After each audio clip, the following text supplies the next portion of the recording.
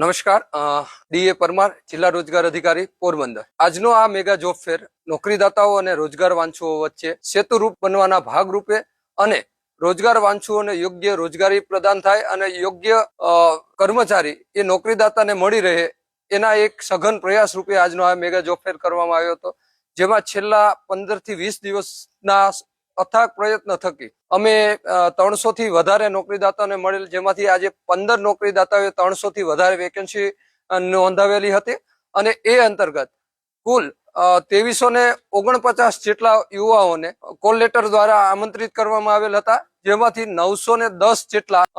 જે યુવાઓ છે ગ્રામ્ય ક્ષેત્રે એમને અત્રે મેળાના સ્થળે આવવા અને જવા માટેનું સમગ્ર ખર્ચ પ્રોવાઈડ કરવામાં આવ્યો હતો, એટલે કે ફ્રી બસ પાસની સુવિધા પ્રોવાઈડ કરવામાં આવી હતી। આ ભરતી મેળામાં આજે 15 નોકરીદાતાઓ હાજર છે, જેઓ 300 થી વધારે વેકેન્સી ભરવા માટે જુદા જુદા યુવાઓનું ઇન્ટરવ્યુ લેશે અને પોતાની જે જુદી જુદી વેકેન્સી છે એને ક્વોલિફિકેશન, ગુણવત્તા એટલે કે ક્વોલિટી અને એમના અનુભવ અને આવડતને આધારે આજે એમને